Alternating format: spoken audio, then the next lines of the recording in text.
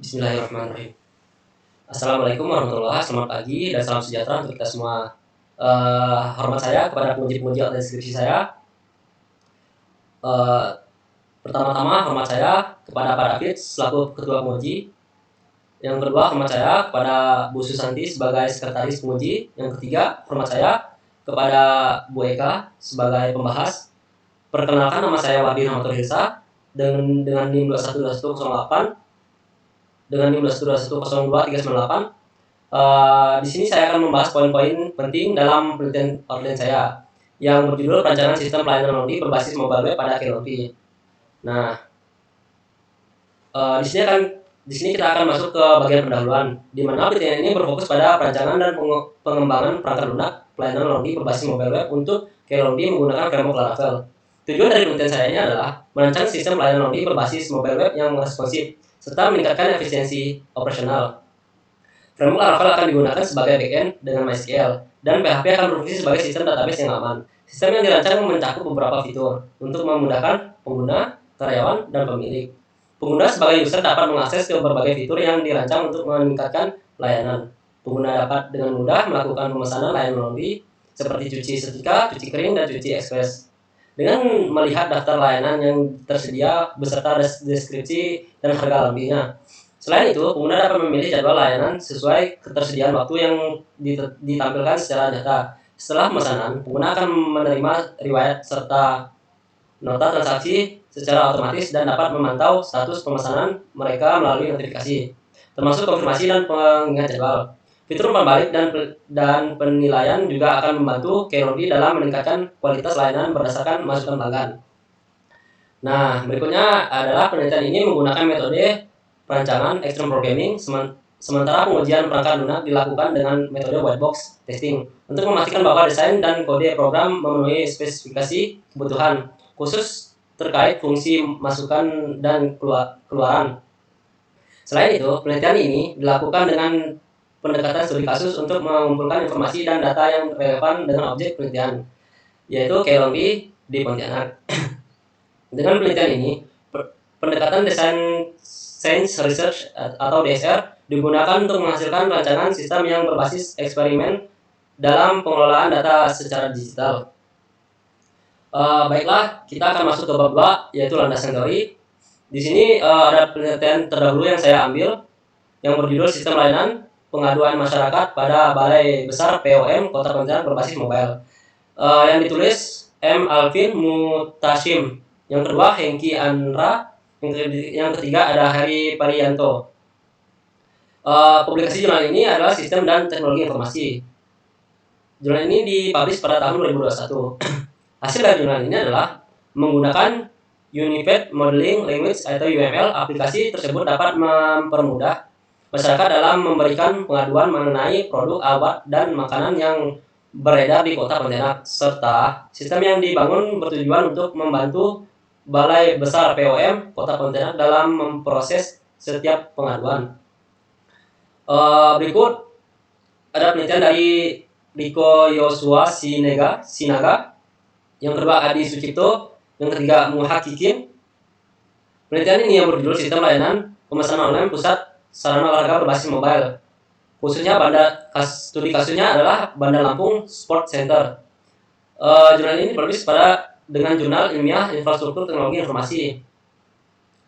Nah, jurnal ini dipublish pada tahun 2021. Hasil dari jurnal ini adalah bahwa teknologi komunikasi dan informasi adalah aplikasi pengetahuan dan keterampilan yang digunakan manusia dalam mengalirkan pesan dengan tujuan untuk membantu masyarakat menyelesaikan permasalahan manusia agar tercapai tujuan komunikasi.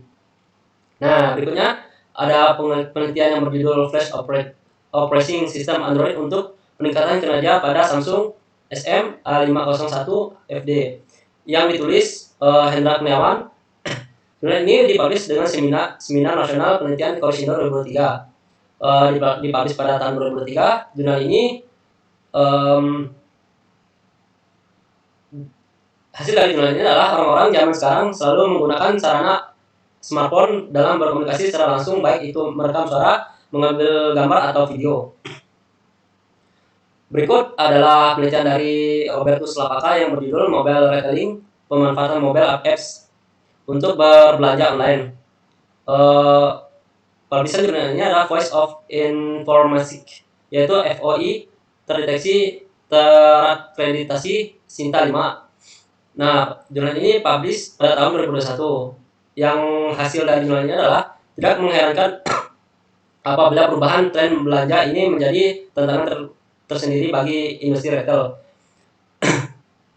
Pelaku belanja konsumen perlahan telah bergerak menuju pasar online. Kondisi ini semakin jelas terlihat ketika adanya penyebaran COVID-19 ke seluruh wilayah Indonesia.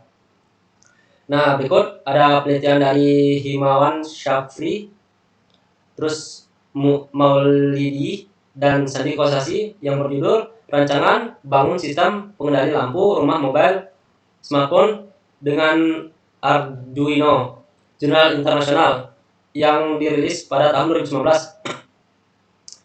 Hasil dari jurnal ini adalah kelebihan Android disbanding sistem operasi mobile phone atau smartphone. Lainnya adalah Android bersifat open source code sehingga memudahkan para pengembang untuk menciptakan dan memodifikasi aplikasi atau fitur-fitur yang belum ada di sistem operasi Android sesuai dengan keinginan mereka sendiri. Nah, di sini kita akan masuk kepada kerangka pemikiran. Yang pertama adalah identifikasi dan rumusan masalah, yaitu menentukan masalah utama yang ingin diselesaikan dengan pengembangan sistem. Yang kedua ada pengumpulan data dan analisis kebutuhan, mengumpulkan informasi yang dibutuhkan untuk memahami kebutuhan sistem. Yang ketiga ada metode survei, melakukan survei untuk validasi data dan kebutuhan pelanggan pengguna. Berikut adalah data modeling, yaitu merancang struktur data yang akan digunakan dalam sistem. Berikut adalah business modeling use case activity, yang dimana membuat model bisnis untuk mengembangkan bagaimana sistem akan bekerja. Terus aplikasi mobile yang dibuat PHP, Laravel, Bootstrap, MySQL, yaitu mengembangkan aplikasi berdasarkan hasil pemodelan. Terus testing white box, di mana melakukan pengujian kode untuk memastikan fungsionalitas sistem berjalan dengan baik. Yang terakhir adalah hasil judul, yang dimana hasil akhir dari pengembangan sistem yang telah diuji dan siap digunakan. Baiklah, berikutnya adalah pada bab 3 gambaran umum tentang Kelondi. Kelondi merupakan usaha lobby yang dimulai sejak tahun 2019 dengan berlombakan di Jalan Perdana Komplek Ari Karya Indah 4, Pontianak, Kalimantan Barat. Menghadapi persaingan yang meningkat, Kelondi berkomitmen meningkatkan kualitas layanan dengan teknologi modern serta bahan ramah lingkungan. Dengan pelayanan yang responsif dan profesional, Kelondi berupaya menjadi solusi terpercaya bagi pelanggan serta berkontribusi positif bagi masyarakat. Kelondi memiliki visi dan misi yang harus dicapai untuk memastikan semua aktivitas dan strategi yang dilakukan sejalan dengan tujuan dan prinsip-prinsip yang telah ditetapkan, sehingga mencapai kesuksesan dan pertumbuhan yang berkelanjutan. Kelondi memiliki visi dan misi. Yang pertama, visi Kelondi adalah menjadi penyedia layanan laundry terbaik dan terpercaya yang mengutamakan kualitas, efisiensi, dan kepuasan pelanggan, serta berkontribusi dalam menjaga lingkungan yang lebih bersih dan sehat. Berikut adalah misi dari Kelondi, yaitu menyediakan layanan laundry cepat, higienis, dan berkualitas dengan harga kompetitif. Kami mengutamakan pelayanan ramah, profesional, dan responsif untuk kepuasan pelanggan. Dengan teknologi modern dan bahan ramah lingkungan, kami menawarkan layanan lengkap seperti layanan kiloan, ekspres, pencucian karpet, dan dry clean. Kami berkomitmen membangun kepercayaan pelanggan serta berkontribusi pada kesejahteraan masyarakat dengan menciptakan lapangan kerja dan dampak positif bagi lingkungan. Baiklah, berikut bagian dari struktur organisasi pada Kelondi. Yang pertama ada pemilik, di mana pemilik ini adalah memimpin, mengawasi, dan mengkoordinasi operasional bisnis, serta mengambil keputusan strategis dan mengevaluasi kinerja setiap bagian. Terus ada di sini ada administrasi juga, yang dimana bagian administrasi ini adalah mencatat pesanan, membuat laporan, berkomunikasi dengan pelanggan, menangani keluhan dari pelanggan, dan memastikan koordinasi operasionalnya. Terus berikut ada bagian operasional, menjalankan proses pencucian, penyetrikaan, dan pemesanan pakaian, serta menjaga kualitas layanan laundry tersebut. Berikut bagian keuangan, di mana bagian keuangan ini adalah mengelola transaksi keuangan, pencatatan laporan, anggaran operasional, serta memastikan transparansi dan akurasi keuangan. Berikut bagian kurir, yang dimana bagian kurir ini adalah mengambil dan mengantar pakaian tepat waktu, menjaga hubungan pelanggan, dan memastikan pengiriman sesuai jadwal. Terus di sini ada bagian tata letak laksana sistem berjalan. Yang pertama, ada di bagian customer-nya. Customer akan memulai melihat informasi laundry dengan mengantar cucian. Terus pengisian form pendataan laundry. Setelah pengisian form pendataan laundry, customer akan beralih ke admin. Admin akan memverifikasi data.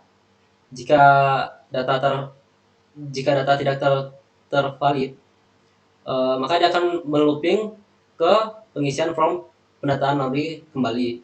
Jika data valid, maka pemesanan data diterima. Terus menginfokan laundry masuk kepada bagian pencucian. Bagian pencucian mengkonfirmasi pesanan diterima. Terus bagian pencucian mengerjakan pencucian laundry. Setelah itu, bagian pencucian akan memberikan informasi status laundry. Jika belum, maka status laundry-nya akan ditunggu oleh customer.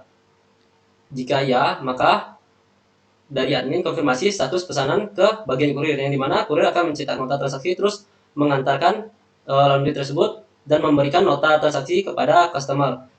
Terus bagian kurir memberikan nota tersebut akan kembali kepada customer, yaitu customer akan melakukan pembayaran dan transaksi selesai. Maka berikut pada bab 4, yaitu membahas tentang metodologi penelitian. Metode penelitian yang digunakan dalam penelitian ini adalah menggunakan metode Design Scans Research, yaitu DSR. Metode pengumpulan data yang digunakan peneliti adalah dalam pembuatan deskripsi ini adalah menggunakan metode pengumpulan data primar dan metode pengumpulan data sekunder. Yang pertama ada data primar. Data primar merupakan data yang diperoleh secara langsung dari sumber yang relevan. Dalam penelitian ini, pengumpulan data dilakukan melalui observasi dan wawancara dengan pemilik teknologi. Wawancara dilakukan dengan pemilik usaha untuk menggali informasi mendalam mengenai permasalahan yang dihadapi, sehingga proses perencanaan sistem dapat berjalan lebih terarah dan efektif. Berikut adalah data sekunder. Data sekunder diperoleh melalui studi dokumentasi dengan menganalisis beberapa dokumen yang relevan. Dokumen tersebut meliputi catatan transaksi manual, laporan keuangan, serta data pelanggan yang tersedia di Keylondy. Analisis ini bertujuan untuk memahami kondisi operasional dan sistem pencatatan yang sedang berjalan sebagai dasar perencanaan sistem yang lebih baik. Berikut ada teknik pengumpulan data yang digunakan dalam penelitian ini, yaitu observasi. Yang pertama, teknik pengumpulan data dengan melakukan pengamatan langsung terhadap operasional Keylondy Pontianak. Yang kedua adalah wawancara. Wawancara dilakukan dengan cara tanya jawab langsung untuk mendapatkan informasi lebih jelas dan rinci. Respondennya adalah pemilik Keylondy sendiri. Yang ketiga ada studi dokumentasi. Data dikumpulkan dengan memperoleh teori, literatur, dan jurnal yang berkaitan dengan sistem informasi Keylondy. Informasi digunakan untuk mendukung dan memperkuat penelitian. Metode yang berikutnya adalah metode analisis dan perancangan. Pada deskripsi saya ini, metode perancangan solusi yang digunakan adalah metode perancangan Extreme Programming atau XP. XP digunakan karena metode perancangan ini dapat meringankan bobot sekaligus mempercepat proses pengembangan software. Pada penelitian ini, diterapkan proses analisis pengujian perangkat lunak dengan teknik white box. Pengujian white box ini adalah teknik pengujian perangkat lunak yang menggunakan pengetahuan tentang struktur internal perangkat lunak untuk merancang pengujian. Pengujian white box dapat digunakan untuk menemukan kesalahan pada logika perangkat lunak, data struktur, dan algoritma perangkat lunak. Baik, mungkin hanya itu yang bisa saya jelaskan tentang outline skripsi saya. Selebih kurang dan lebih mohon maaf jika ada kata-kata saya yang mungkin tidak berkenan untuk penguji. Mohon maaf sebesar-besarnya dari saya, kebanyakan kekurangan. Mungkin sekian yang bisa saya sampaikan. Selamat siang. Assalamualaikum warahmatullahi wabarakatuh.